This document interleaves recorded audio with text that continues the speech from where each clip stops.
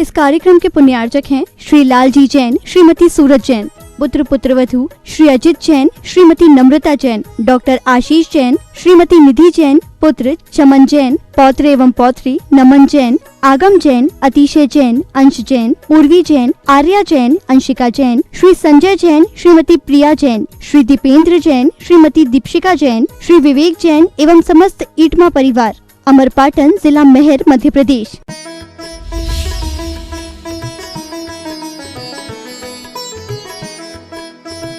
बहुत दूरी नहीं है भोजग्राम में, आचार्य शांति सागर महाराज जी की जन्मस्थली के ग्राम में, और आचार्य विद्यासागर जी महाराज जी की जन्मस्थली के ग्राम सदलगा में बहुत दूरी नहीं है। इतने निकट के ग्रामों में इतने महान महान आचार्य के जन्म की स्थिति बनी, वो धरा धन्य है, भाग्यवान है। निकट में ही कोथली भी ग्राम रहा, जहाँ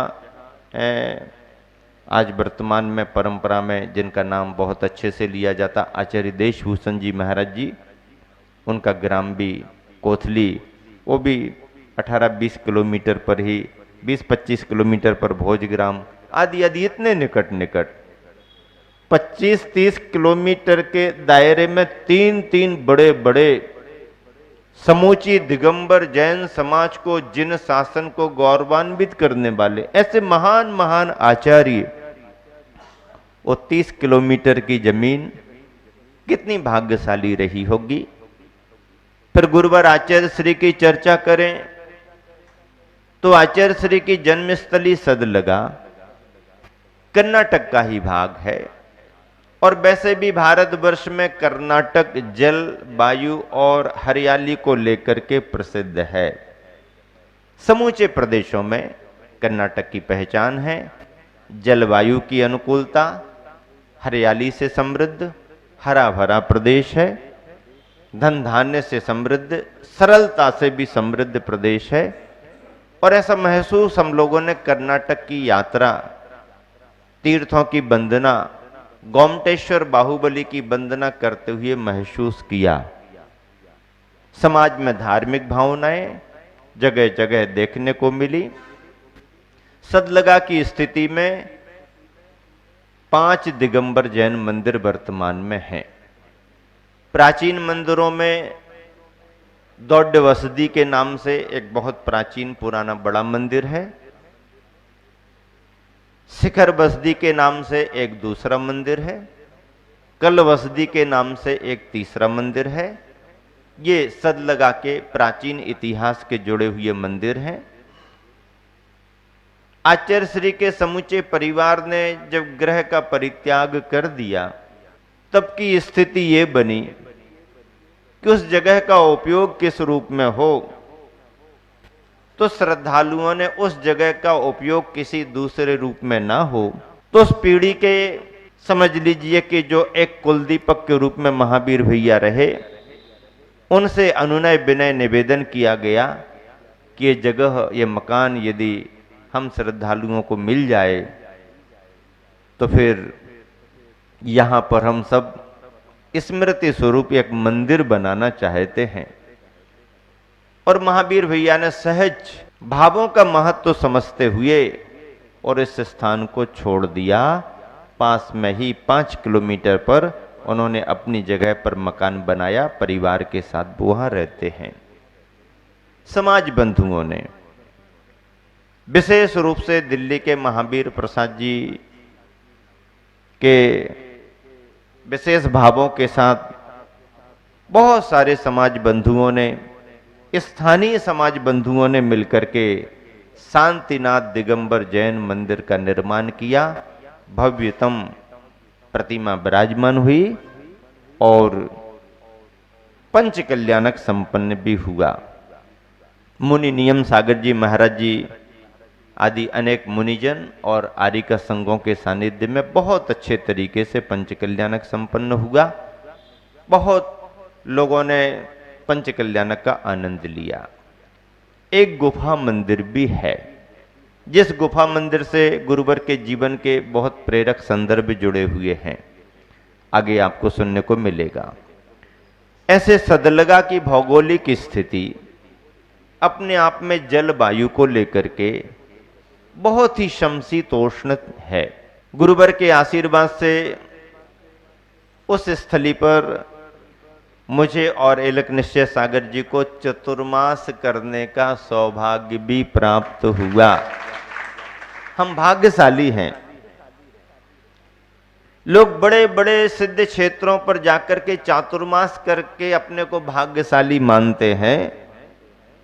हमने इस क्षेत्र पर किया, हमने इस क्षेत्र पर किया, हमने सम्मेद शिखर में भी कर लिया, हमने मांगी तुंगी में भी कर लिया, हमने कुंथलगिरी में भी कर लिया, हमने कुंडलपुर में भी कर लिया। जब मुझे गुरुवर की कृपा से वहां के समाज के निवेदन पर गुरुवर ने आशीर्वाद दिया कि महाराजों को ले जाओ चतुर्मास कराओ, तो मैंने वहां पर प्रवचन में यही कहा कि मैं अपने गुरुवर की जन्म स्थली सदलगा ग्राम में चतुर्मास नहीं कर रहा हूं, बल्कि मैं ऐसा मान करके चल रहा हूं कि ये चतुर्मास हमारा सम्मेद शिखर जी में हो रहा है।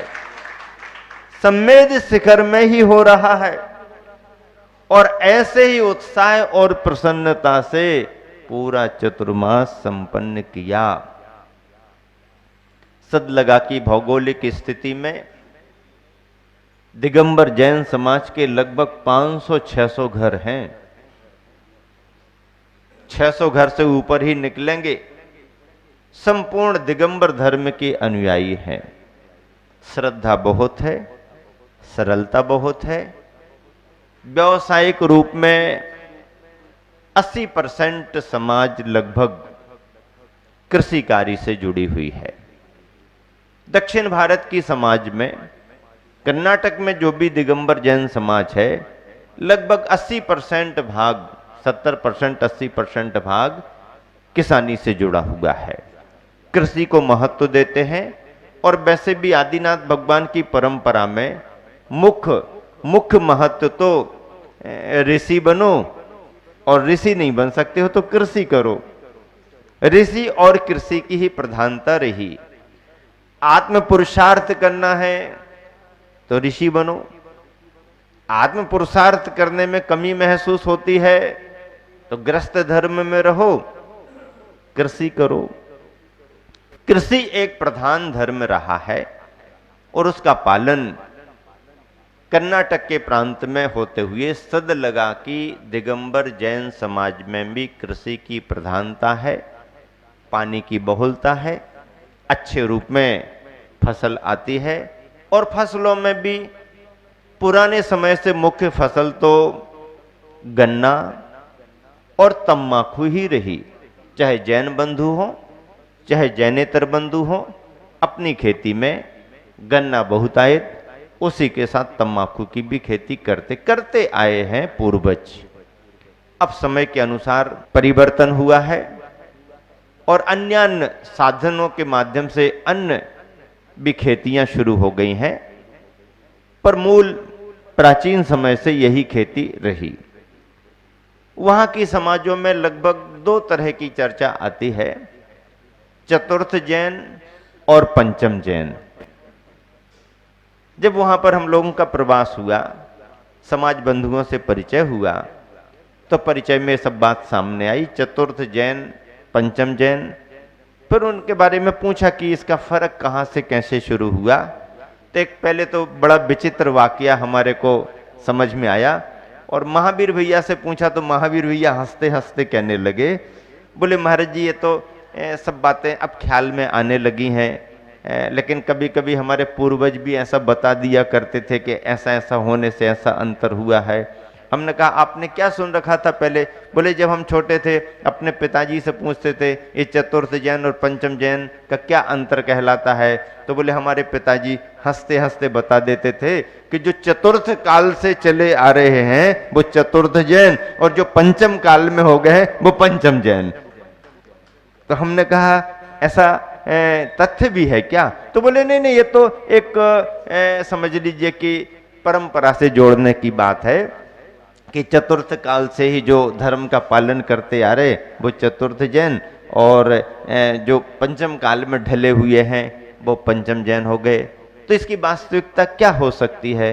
तो उन्होंने कहा महाराज जी अंतर ये है कर्नाटक में चतुर्थ जैन और पंचम जैन का कि जो समाज, जो परिवार किसानी कार्य से जुड़े हुए हैं, किसानी कार्य को ही करते हैं, उन्हें चतुर्थ जैन कहा जाता है।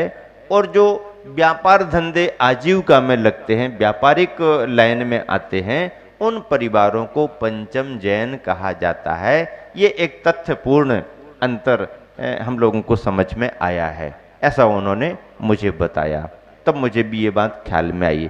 ऐसे दोनों समुदायों के नाम पर, दोनों समाज की जातियों के नाम पर गुरुवर आचार्य विद्यासागर जी महाराज जी के वंशज चतुर्थ जैन समाज से जुड़े हुए हैं और इतिहास में सब अभी तैयार हो गया है और पढ़ने में आने लगा है। इन समस्त जानकारियों को इसलिए ले लेना जरूरी है कि आपने विद्यासागर जी को निर्ग्रंथ मुद्रा में देखा है, आपका इतिहास वहीं से शुरू होगा। लेकिन यहाँ तक आने के पहले पहले पहले पहले कहाँ से, कैसे, किस तरह से, किस वातावरण से, किस स्थान से आगे बढ़े, इन सब की जानकारी होना भी एक महापुरुष के इतिहास को सुरक्षित रखने के लिए बहुत जरूरी होती है। और आज सारे देश को इन सब बातों का परिचय होना भी चाहिए, क्योंकि 50वां वर्ष चल रहा है और 50वें वर्ष में केवल हम आचार्य श्री की जय जय ही करते रहें, जय जय ही करते रहें और रोज पूजा करके अर्घ्य चढ़ाते रहें, जिससे हमारी श्रद्धा तो व्यक्त होगी, लेकिन उस महापुरुष के व्यक्तित्व का परिचय नहीं हो पाएगा। परिचय लेना बहुत जरूरी है। और इसलिए मैंने मन बनाया कि विभिन्न विषयों पर प्रवचन मालाएं तो बहुत की हैं, लोगों को बहुत लाभ दिया है, जन जीवन से जुड़े हुए पहलुओं पर भी बहुत बताया है, लेकिन क्यों ना इस वर्ष में गुरुवर आचार्य श्री के व्यक्तित्व कृतित्व को लेकर के 10 दिनों में आप सबके बीच में कुछ ऐसी चर्चाएं, बिंदु रखे जाएं जो गुरुवर आचार्य श्री के व्यक्तित्व कृतित्व को रेखांकित करते हैं। और इस तरह से भौगोलिक स्थिति के साथ में, पारिवारिक परिवेश में ये सभी जानकारियां आप सभी को दी गई हैं। जिस समय हम लोग महाराष्ट्र में विहार करते जा रहे थे, गर्मी का समय था, बहुत बड़े शिविर में, कुंभोज बाहुबली में जो ग्रीष्मकालीन शिविर लगना था, उसमें सम्मिलित होने के लिए और अपना स्वाध्याय लाभ देने के लिए गुरुवर के संकेत मिले। बिहार भी हम लोगों ने विभिन्न जगहों पर किया, ग्राम नगरों में किया, सांगली जिले में भी बिहार किया, सांगली के उस आष्टा ग्राम में भी गए जहां से ये सारी चर्चा शुरू होती है। वहां भी आज वर्तमान में समाज है, मंदिर है, प्रवचन आदि का लाभ उन लोगों को दिया। और जब सांगली के मुख्य शहर में सांगली में पहुंचे तो प्रवचन सभा चल रही थी। प्रवचन के बीच में मैंने प्रश्न किया कि ये नगर सांगली है या चांगली है? अब चांगली आप सोचेंगे क्या है चांगली? महाराष्ट्र में मराठी भाषा में चांगली अच्छी वस्तु के लिए, अच्छे कार्य के लिए किया जाता। चांगला, चांगला यानी अच्छा, चांगली है यानी अच्छी है। तो अब मैंने प्रश्न कर दिया, ये सांगली सांगली है या चांगली है? सांगली नाम है इसका या अच्छी है? ये सांगली है या चांगली? थोड़ा सा प्रास बिठाते हुए बात रख दी। अब सब लोग सुन करके चुप रह गए, हंसने लगे। महाराज जी ने कैसा प्रश्न कर दिया, अब ये तो सांगली है, अब इसको सांगली को चांगली से क्या जोड़े? पर प्रास बन रहा था तो हमने कह दिया, भाई ये बताओ ये सांगली है या चांगली है? अब यदि चांगली कहेंगे तो सांगली नहीं है क्या? सांगली तो है ही। नहीं ये सांगली है। तो महाराज जी कह रहे फिर चांगली नहीं है क्या, अच्छी नहीं है क्या? अब क्या करें, उत्तर कैसे मिले?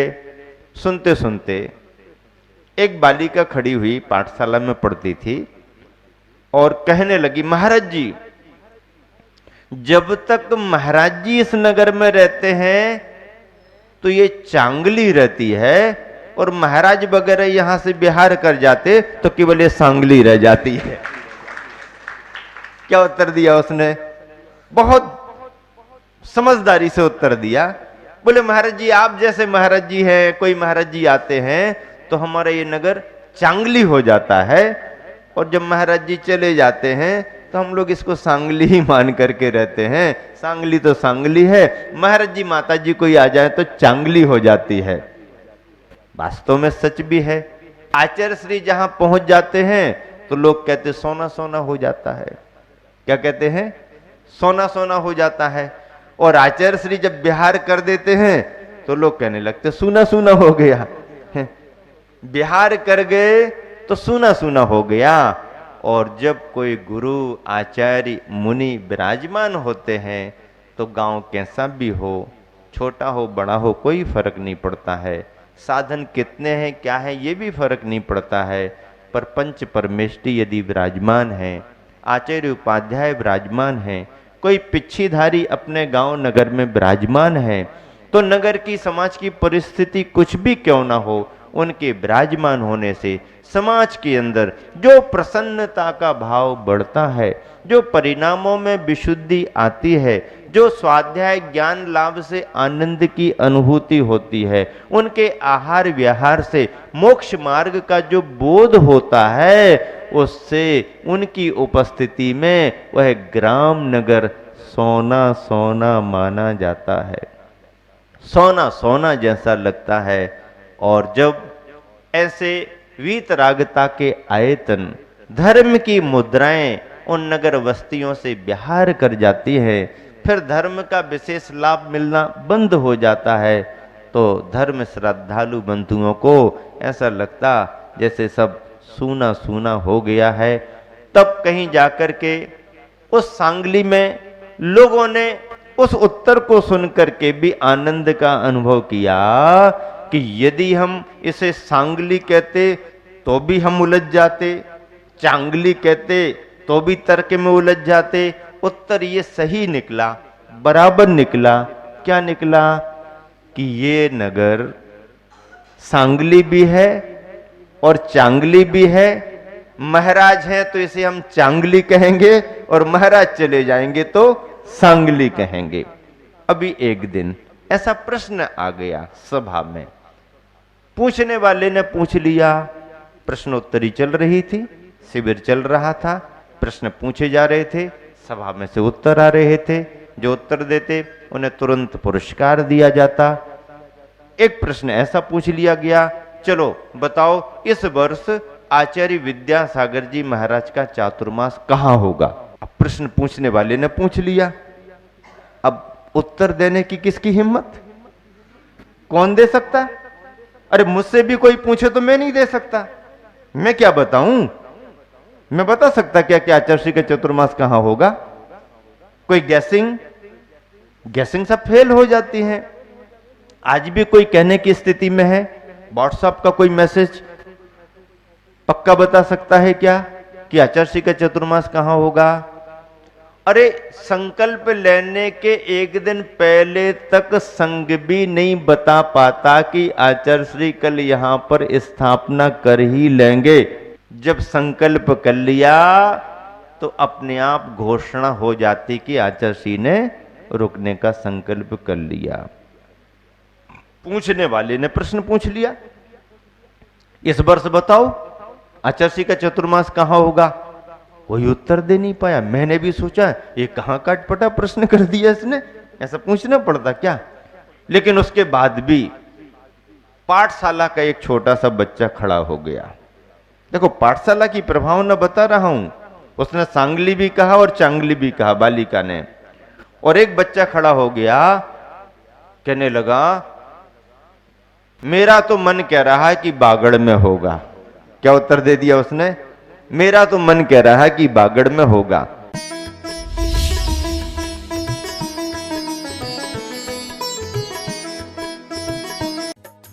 इस कार्यक्रम के पुण्यार्चक थे श्री लालजी जैन, श्रीमती सूरज जैन, पुत्र पुत्रवधू श्री अजित जैन, श्रीमती नम्रता जैन, डॉक्टर आशीष जैन, श्रीमती निधि जैन, पुत्र चमन जैन, पौत्र एवं पौत्री नमन जैन, आगम जैन, अतिशय जैन, अंश जैन, उर्वी जैन, आर्या जैन, अंशिका जैन, श्री संजय जैन, श्रीमती प्रिया जैन, श्री दीपेंद्र जैन, श्रीमती दीपशिका जैन, श्री विवेक जैन एवं समस्त ईटमा परिवार। अमरपाटन, जिला मेहर, मध्य प्रदेश।